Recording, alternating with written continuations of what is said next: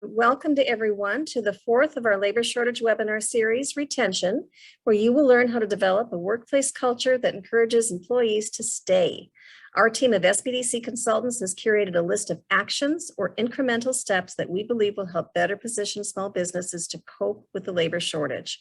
We hope that you'll join us for the upcoming and final webinar in the series, Resources with Minnesota Deed Labor Market Analyst, Chet Bowden, on November 10th. Today, I will send 2 follow-up emails to the webinar. We ask that you please respond to the first, which is a survey asking about how we can better serve you through our training events. Our funding is reliant on the number of responses we get, so please take the 5 minutes needed to fill that out. The second will include a PDF of today's slide deck, as well as a link to the recording of today's webinar. Your presenter today is Dr. Shantarius Akins, who is an assistant professor of management at Concordia College, with a PhD in organization and management from Capella University and an MBA in marketing and human resource management from Walden University. And I'm really excited. I just want to tell you guys that Dr. Akins has a regular column in Fargo Inc. So in this month's column, he is specifically talking about retention, which is what he's sharing with us today. So thank you, Dr. Akins, for sharing your insights with us today.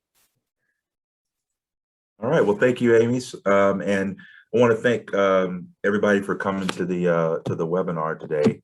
I'm going to show my slides in just a second, but I'm really thankful for the SBDC for inviting me to present. And what I want to do today is I want to share just some basic things from things that I've observed and kind of seeing what's been happening in society, as well as some of the stuff in the literature regarding things that you can do, hopefully some practical steps that you can do to start thinking about what you can do to address any retention issues that you have through workplace culture. So what I've also tried to do is I really want to, there's a lot of stuff out there in the literature and a lot of different things. And what I really want to do is I really want to kind of simplify things for the most part and giving you some things to think about. So there's going to be some questions. There will be some things that will, some takeaways and things that I'll share with you. But the main goal is that I don't know a lot about your organizations. You may be large organizations or small organizations. And so I'm hoping that I will say something that perhaps will, maybe it's one thing that you can take away to be thinking about how you can use this information starting today. So that's kind of the approach with that. So with that, let me start and I will share my slides here. So give me 1 second.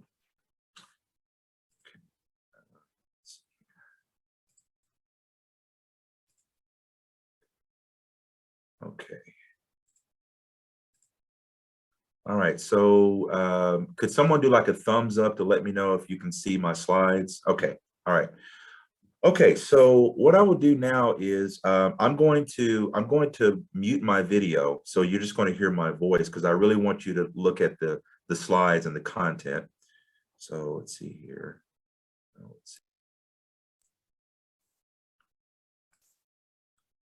Okay, so can you still hear my voice? Okay, okay.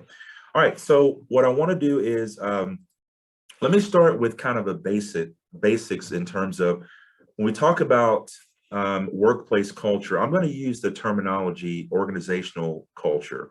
And I put the definition on here. And so I'm going to read the definition just in case if someone is calling in. So when we talk about organizational culture or workplace culture, we're talking about a pattern of shared norms, rules, values, and beliefs that guide the attitudes and behaviors of its employees. So the main thing that I want you to think about when we start from this perspective of when we talk about organizational culture or workplace culture is to remember several things. One is that when it comes to organizational or workplace culture, number one is that every organization has one. Now, whether it's a positive one or a negative one, every organization has some kind of a culture. Number two, one of the takeaways that I want you to be thinking about is that when it comes to workplace culture, is that it's either created intentionally from a proactive perspective, or it's done unintentionally. Now, how may a workplace culture be created unintentionally? Well, when certain behaviors or certain attitudes are allowed to continue in the organization and they're not corrected. So it's one of those things where an organization may say that we're about one thing, but then the behavior acts, the behavior of the employees and people act differently. And usually what really happens is what comes out as this is the true culture. And the third takeaway when it comes to understanding about culture is that some aspects of a workplace culture are observable. And what I mean by that is that things that you can actually see.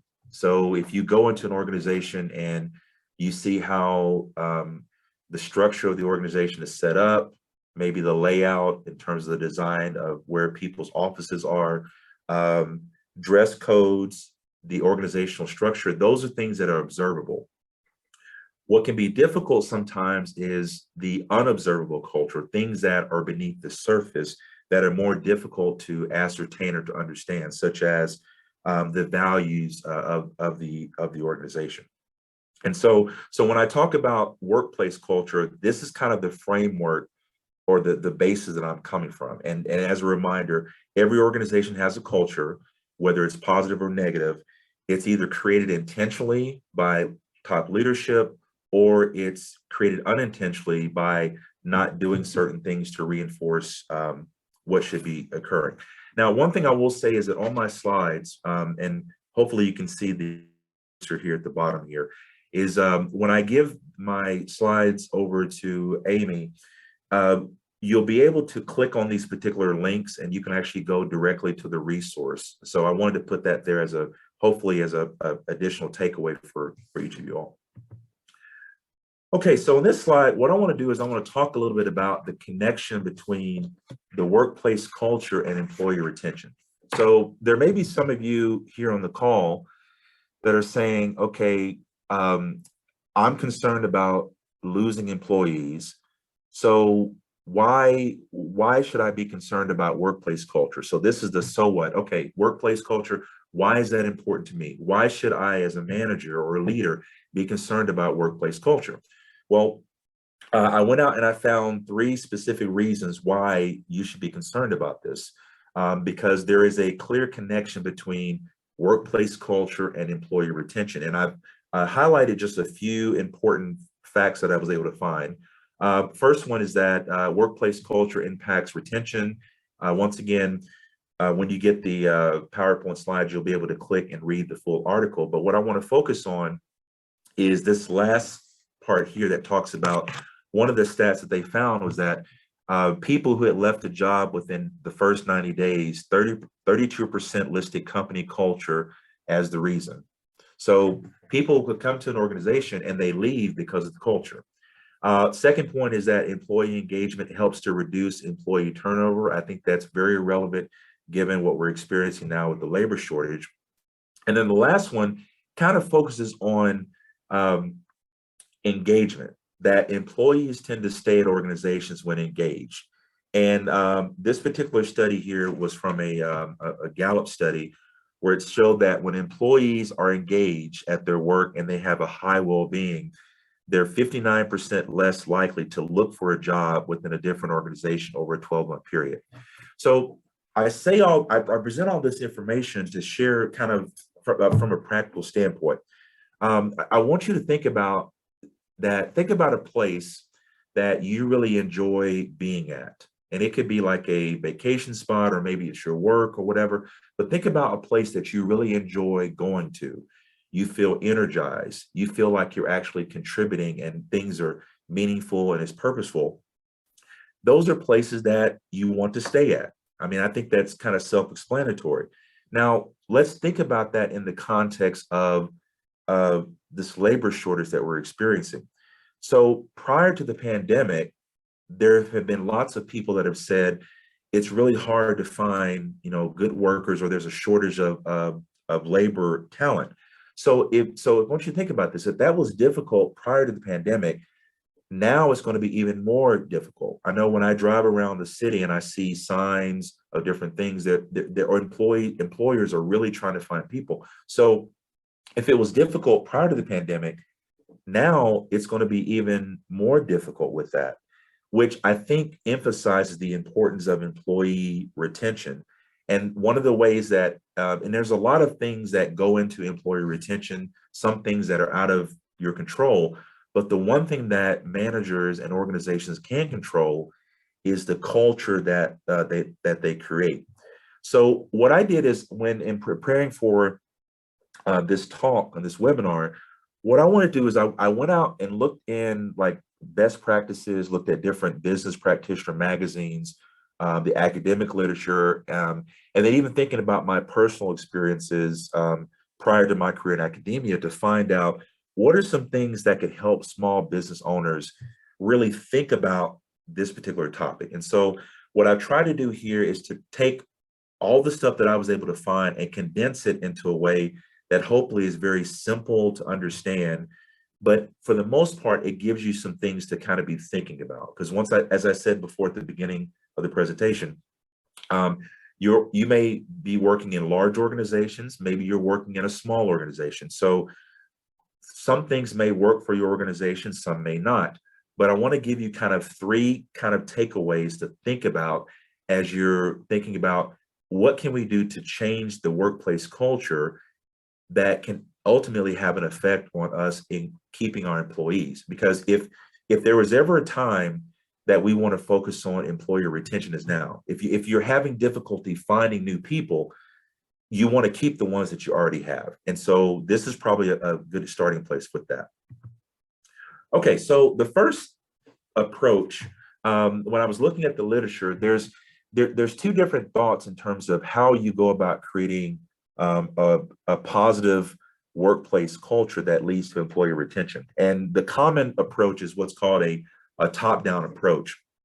And this responsibility falls squarely on organizational leaders. I think if you ask business scholars, practitioners, they will say that culture starts at the top based upon the tone that is set.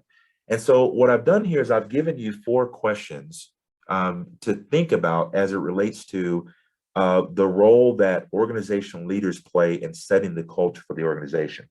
So the first question is, can organization leaders articulate the culture and values of the organization clearly to new and existing employees? So the takeaway from this is, do leaders really understand the culture? Can they articulate that? If they were to meet someone and they're trying to recruit someone, can they say, this is what our culture is about? And does it line up with what the employees would match with that? Because I think a lot of times, people that are in senior management can be far removed from what's actually happening. So can leaders really articulate that and be clear about that? The second guiding question to consider is, do organizational leaders exhibit the values of the organization through their behaviors? So it's one thing to talk about that this is the culture that we want to have at this organization, but do they actually exhibit that? When your employees and people that are around you see what leaders do, does it match up with what is said on paper? The third thing is, do policies, rules, and regulations, do they align and support the desired workplace culture? And for this particular guiding question, I'm talking more specifically regarding HR practices in terms of recruiting employees and things. And specifically, are you selecting and finding the right people that matches the culture that you want for your organization? So if you want a certain kind of culture, but you're recruiting people that doesn't match that, that's going to create a problem, because it's very difficult to bring in new people. It's very expensive to bring in new people and then to have them to leave. So do you have policies that really enforce that? Do you have some kind of a way to really identify, these are the kind of people that we want that fit this particular culture, and these are the people that we want to bring into the organization and nurture them, because that helps us in that regard. And the last question to be thinking about organizational leaders from a top-down approach is, has the organization benchmarked against companies that are recognized for high employee retention rates and positive workplace culture? Now, once again, some of your organizations, you probably are in small to medium-sized organizations, maybe not large organizations, but have you had a chance to kind of go out and see what are other organizations doing, and what organizations are recognized for doing that?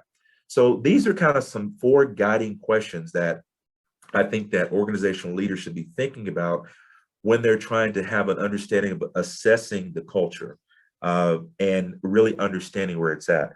Now, at the bottom, what I have is I have three resources that, once you get the PowerPoint slides, you can click on these things that I think will help you.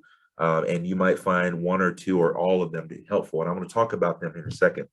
So if you're really interested in looking at how do I assess the culture of my organization. So I find if you're listening to this call and you're saying, you know what, I haven't really done a good job of really assessing where we're currently at, what's the first step? Well, the first tool to consider is what's called the Cultural Web tool. This tool, when you click on the link, there are several different components of culture that you want to be concerned with. And what I love about this tool is that it gives you some guidelines, some questions to be asking to have a big picture to understand, the policies and procedures. What are some of the rituals, the processes of the workforce? How do we reward people? So it gives you 7 things to kind of think about to have a good handle on. Here's what the culture actually is.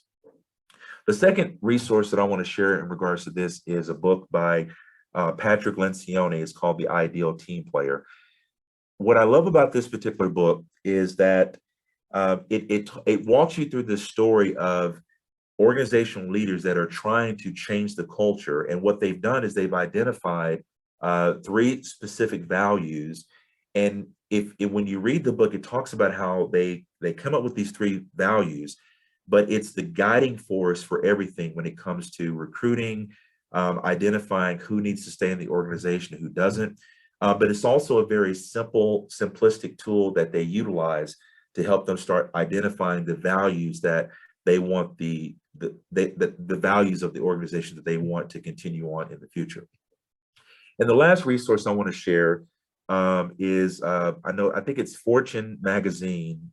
They put out a list of the 100 best companies to work for, and this link right here is to the 2021 list. And what I think is important for this is to go out and see what other organizations are doing. Now, obviously, these organizations perhaps are going to be a lot larger. They may have a lot more resources than you may have, but it doesn't hurt to actually go out and see what they're doing. So let's say if you are a tech company, small tech company, maybe there's some tech companies on this list. And so you can actually kind of see, okay, here's some of the things of what they're doing.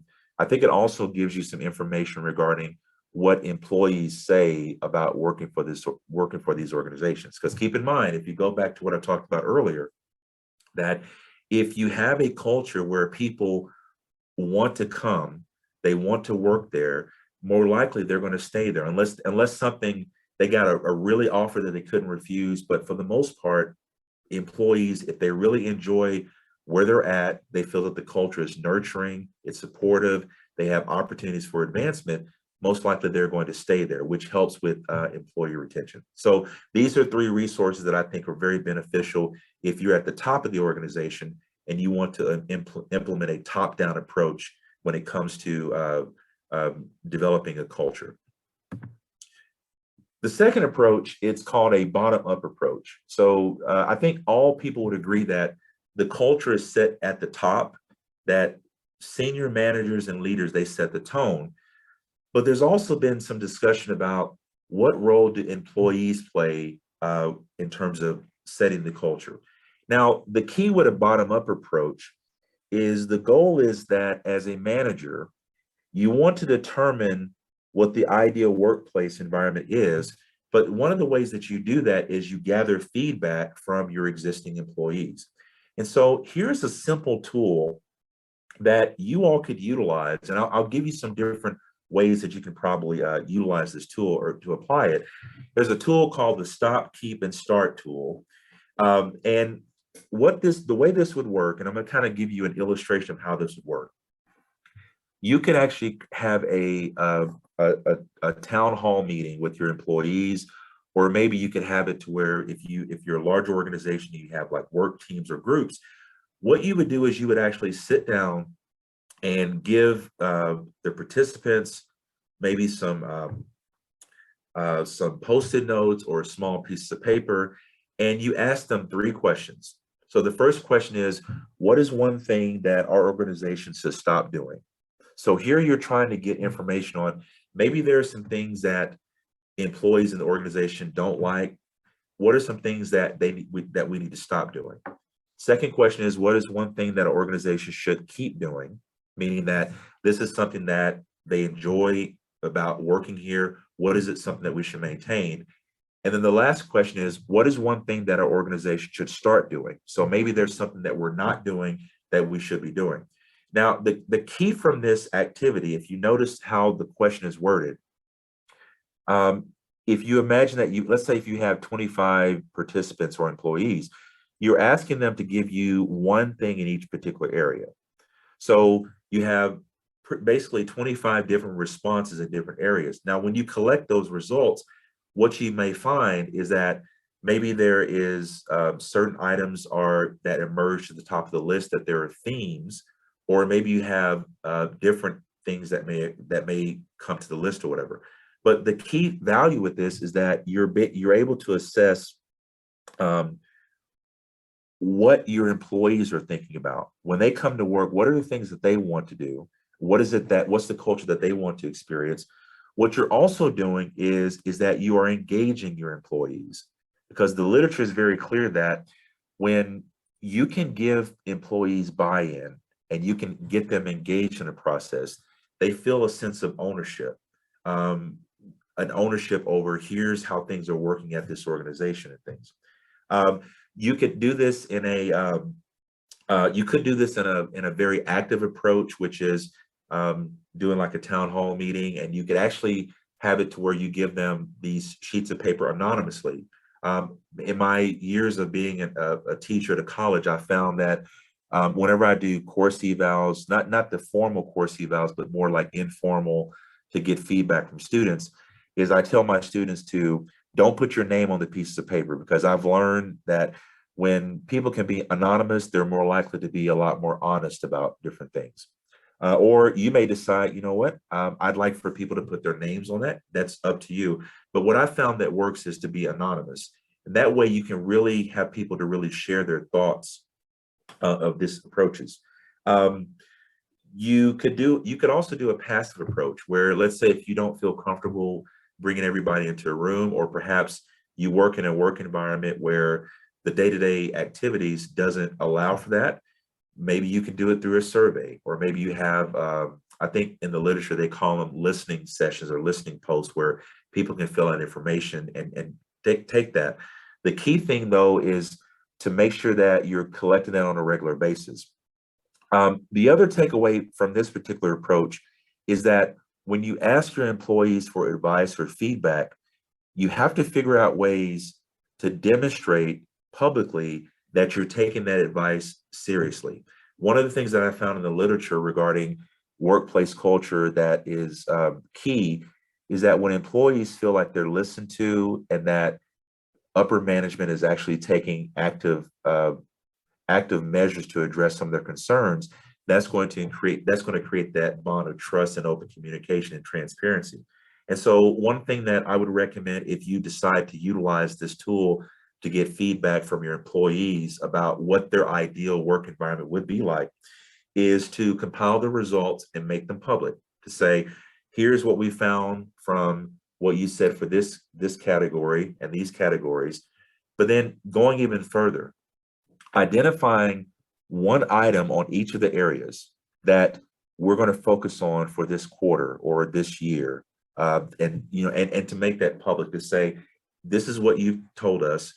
Here are the things that we're going to focus on. Perhaps you identify one thing that, okay, let's work on this one. Let's see as an organization if we can work on this thing, because by doing that and showing that you're doing that, you're reinforcing what we talked about in the previous slide regarding exhibiting those behaviors. You've asked for feedback. Now you're actually taking steps to make those come to fruition. that's going to help you out later on, because if you ask for additional advice, they're going to know, hey, they asked for our feedback previously. They've taken steps to do that, and that culture is it's going to pay off benefits and dividends later on. The third one that I want to focus on, so I've talked about having a top-down approach in terms of managers setting the tone for what the culture should be, being able to articulate that. The second point was in terms of getting employee buy-in, so getting their feedback. But now I want to focus on the important role of managers. And I'm going to share kind of a personal experience, and some of you probably can relate to this. There have been many times where I've had jobs prior to me coming to academia where I really loved the organization, but I just couldn't stand working for the manager or the leader. There was things, perhaps our personalities, we clashed, or maybe I felt underutilized or not as engaged and so forth. And I put this quote here at the top, and it's kind of a common thing that employees don't leave organizations, they leave managers, to really reemphasize the important role of managers, because what I'm finding is that a lot of times people are in manager positions that perhaps should not be in manager positions. And so one of the things that you have to realize is that if you're trying to create this culture and you're doing all this work, your managers play a key role in terms of reinforcing what you want. They have a direct influence on if people stay or if they leave. So one takeaway that I want to mention is that if your organization is able to do this, is that your managers should have regular and frequent one-on-one meetings between your managers and direct reports to celebrate achievements, discuss challenges, and discuss ways for future training and development. But I also wanted to put this quote here that comes from this book that I'm going to talk about here in a second, is regarding finding the best managers. And that in the society that we live in now, the workplace now, employees, they want a coach. They want someone that's going to coach them on different things. Now, granted, that doesn't mean that if they do something wrong that you don't hold them accountable, but they want it to be more of from a developmental approach. So if you think about this from the perspective of it's difficult to find new employees, your managers play a key role in keeping those employees. So kind of as a takeaway from what we talked about previously, perhaps you can have each of your managers to actually do that. Another thing to consider is training and development for managers that are currently in their current positions.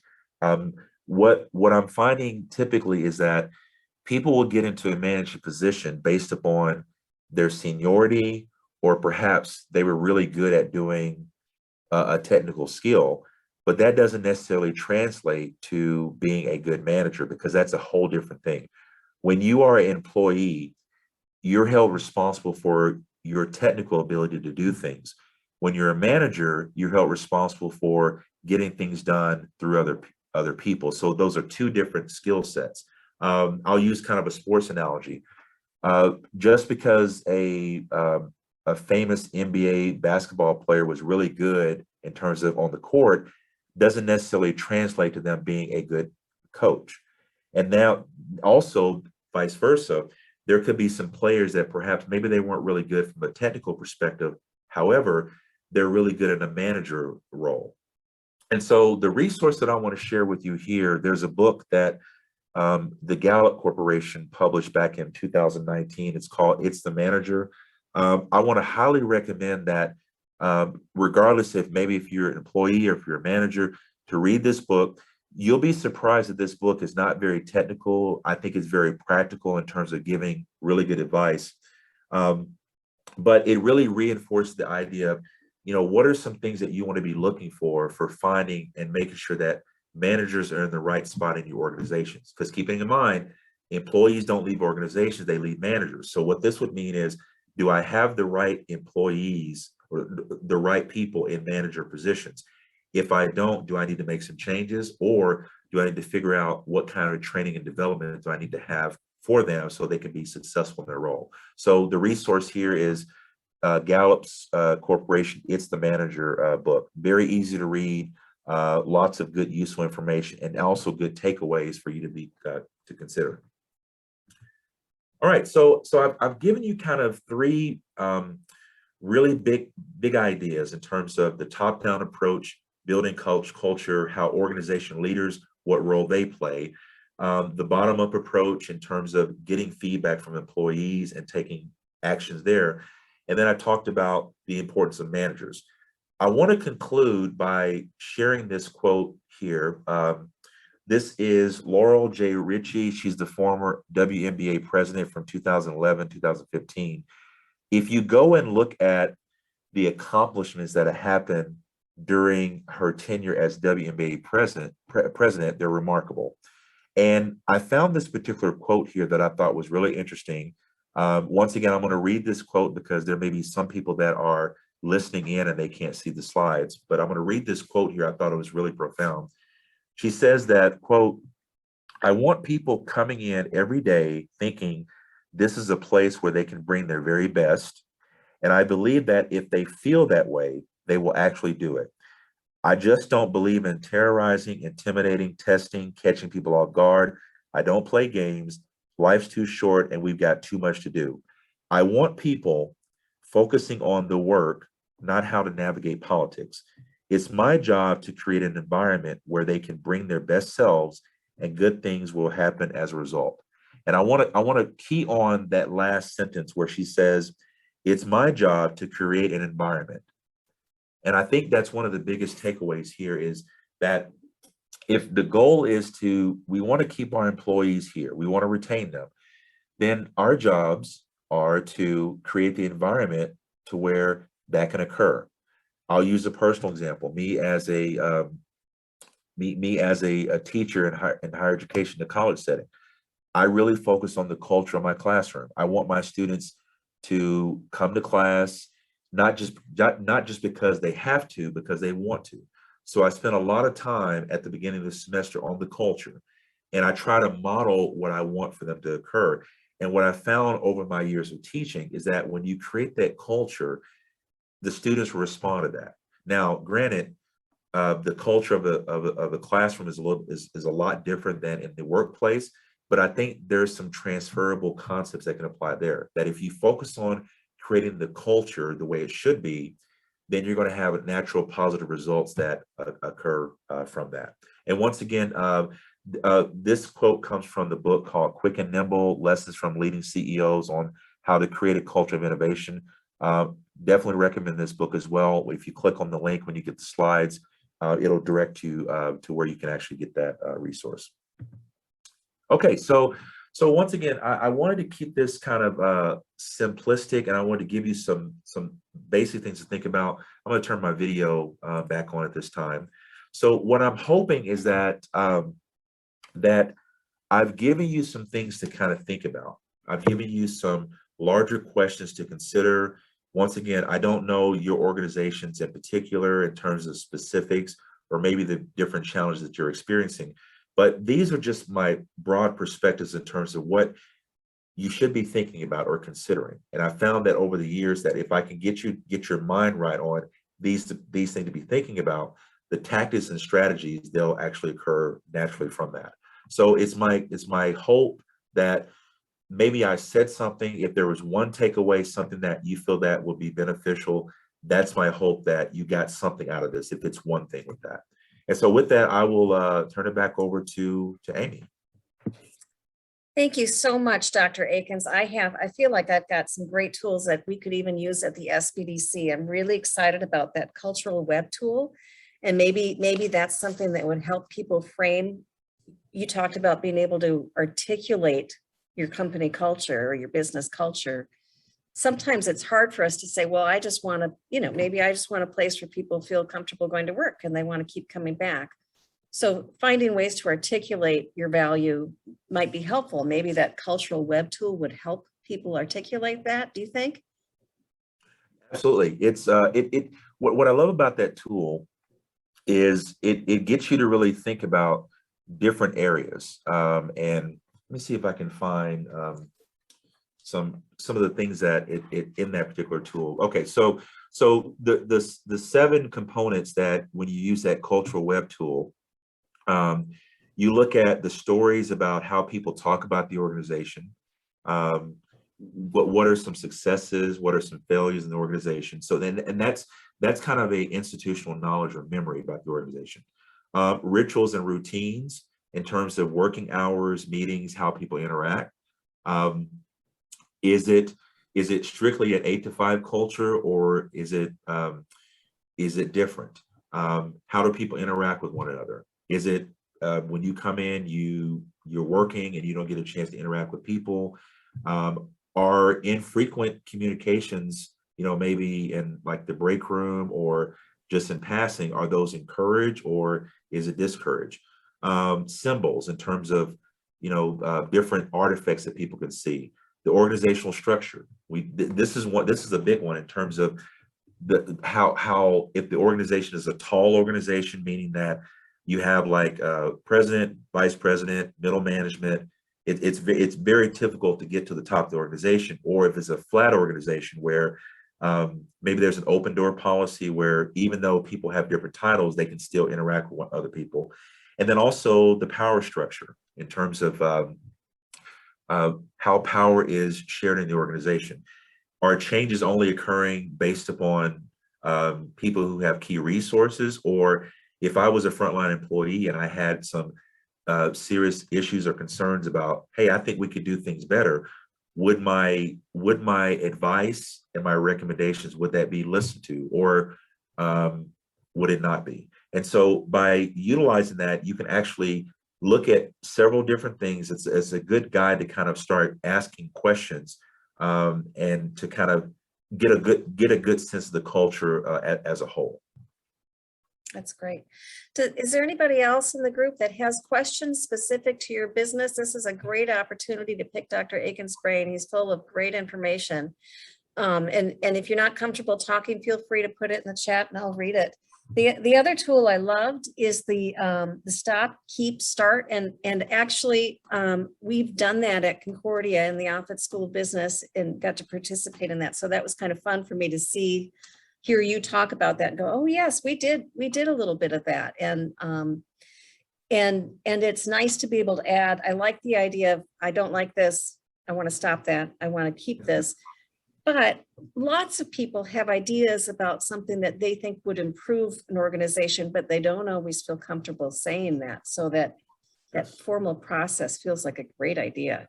Yes. One thing I'll add with that is I think I mentioned in the presentation that my recommendation is to do that anonymously, because as you said, some people let's play devil's advocate. Let's say you have a disgruntled employee, or I'd say an employee who is, let's say you have an employee that isn't actively engaged, but they're actively disengaged. So, but they actually want to share some feedback about things. Well, if they put their name to things, they may water it down a little bit, versus if they're anonymous, they can just say, here it is. And so I was like the anonymous approach, to say, here's a piece of paper, put your thoughts there. And then when you put those collective results there, you can see it. Another thing that I've done when I've utilized this is you put the results up on the board and you say, okay, well, everyone is seeing these here. What do you think about this? Is this the reality? And some people may say, yep, this is a reality. Or if you had to rank them, so if you just collect them and put them up on the board or put them up for everyone to see, you may go even further and say, all right, so here are the 7 items or whatever that have emerged. If you had to rank order them in terms of what's the most important for each category, what would those be? And then actually getting them to talk more in depth about it. Perhaps let's say if one of the items is we need to be more family oriented. Let's say if that's one of the items. Okay, that can mean a lot of different things. What my idea of a family oriented organization could be completely different from someone else's perspective. And so that gives you an opportunity to probe even deeper to say, okay, someone wrote, we need to be more family oriented. Help me to understand what that means. And so, but because by doing that, what you're doing is you're saying, I really want to know, so help me to understand this. The other thing I want to say is with that method is if you be prepared, if you really want to know what people are thinking, you can ask the question, but be prepared. Because I think sometimes people may not want to ask the question because they don't really want to know. So it's very important if you're trying to build trust and transparency that if you really want to know what people are thinking, be prepared, because some of the results may not be what you want. And if you're okay with that, that's fine. But you don't want to have a situation where you're saying, hey, give me feedback, and hey, we want to get your ideas.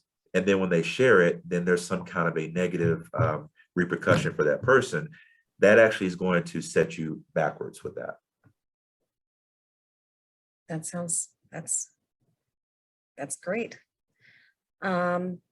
I don't have any questions. Does anybody else have another question for Dr. Akins while we've got him on this call? I feel like I walked away with so much great information, Dr. Akins. Thank you very much. And I'll just remind everyone that we do have one more webinar in this labor shortage series with Minnesota Deed workforce consultant Chet Bowden. He's going to talk about resources that we can get from the state to help you with this issue. And I suspect most of those resources will be in regards to training for your workers, but I think it'll be very helpful. We will post all these on our YouTube page. So if you want to come back and look at any of this, you can. And that's it. Thank you very much for joining us. Thank you so much, Dr. Akins. Thank you. Thank you. Mhm. I'm so sorry. I just wrote it in the chat, but I don't want you to leave yet. Oh. I'm very new. I'm opening up my first store, and I'm currently hiring employees, and I don't know what I'm doing. Do you have any advice as to what I should be looking for? Or it's just Okay. a beauty supply store. Well, I won't just say just because, I like cosmetics and hair, but what should I be looking for? Okay. Well, first of all, I want to say congratulations, because is this you said you're starting a new business? This your first business, or? Yes. Okay. All right. Very first. Okay. Well, first of all, I want to say congratulations, because going out there and starting something new, that's a huge undertaking. It can be nerve-wracking or scary. So I want to congratulate you for taking the first step and doing that. Okay, so I think the question I'm seeing in the chat is, what advice would you give to a newbie hiring first employee? Okay, so the first thing that I would oh, hello? Okay. Yeah, I'm here. Okay. So the first thing that I would I would recommend, and this is more of something to kind of think about. When you start a new organization, you really want to make sure that you hire the right person. And let me kind of give you a way to think about this. If you have a large organization, and let's say you have a mishire, meaning that you interview someone, you hire them, and it doesn't work out, you could probably recover from that. But if you're a new business, specifically a smaller organization, hiring the right person that fits with what you want becomes even more important. So the advice that I would recommend is really be clear, because with an organization like yours, where you're just starting out, you're pretty much kind of everything. You set the tone, you pretty much do all the work with that. So what I'd recommend is for you to really be clear about, here's what I want this organization or this company to be about. Really think about what your values are, what's important to you, and finding someone who matches with that. Now, I don't recommend that you find someone like that you're like friends with, but find someone that can really that really coincides with the values that you want to be with that. It would also be important to find someone who has kind of similar work ethic, maybe someone that can complement areas. And when I say complement, meaning that if you're really good in certain areas, but you are needing help in other areas, finding someone who can complement you with that. There is a resource. oh gosh, and I can't remember. Oh, it's a book by the Gallup Corporation called Strengths-Based Leadership. And in the book, it talks about that, first of all, that each of us have natural strengths that we do. We basically have 5 natural dominant talents that we're good with. And when you're assembling a team of people, you want to be clear about, here are the areas that I'm really good with, and here are the areas that I'm not good with. And you surround yourself with people that can help you in those areas where you may be struggling. I'll give you a personal, example. One of my really good mentors and colleagues, when it comes to working in a team, I'm very analytical. I'm a kind of in the weeds person, very analytical, looking at the behind the scenes things. Right. When it comes to big picture things, he's good with that. So he's kind of if we're using, like, he is the 30,000 foot view person. I'm the in the weeds person. So he will come to me and say, I have this really great idea about how to do things, but he doesn't like to do the nitty gritty detail stuff, where I enjoy that. So I enjoy that. Now the big picture stuff, that doesn't, I mean, I can do that, but that's not really my natural strengths with that.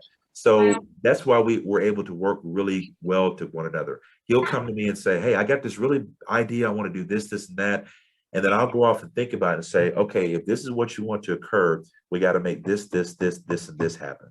So once you're very clear about what your natural talents and strengths are, finding someone that, number one, agrees with your values, that fits with your organization or where you want to go, and finding someone who can help you in those areas that perhaps you may not be as dominant when it comes to talent. But that book, Strengths-Based Leadership, I think it has a code where it can help you to identify your natural talents, and then it will show you, here are some areas where you might want to surround yourself with people that can help you in these other areas. So those are my recommendations with that.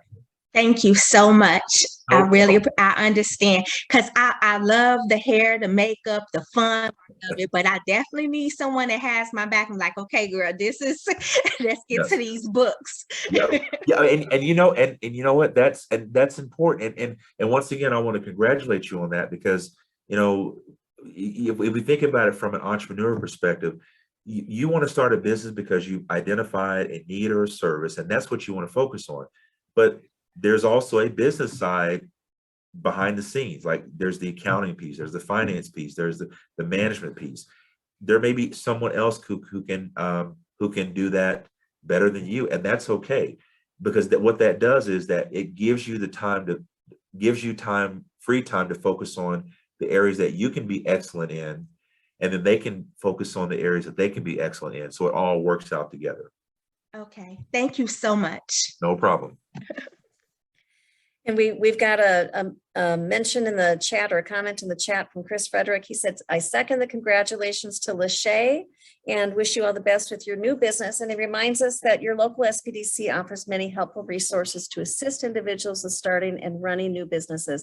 So that was a great reminder to me that if you want to go deeper into your workplace culture, or financing your business, or any number of things, we are a free resource. There's an SBDC. If you're not from West Central Minnesota, there's an SBDC in your region that can help you. So just do a little Google search on your regional SBDC, and somebody out there is able to help you for free. There's no cost associated with it, and give you some business consulting. So, any other questions?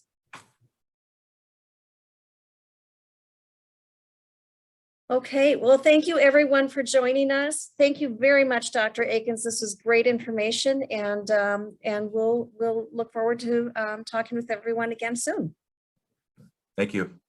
Thank you.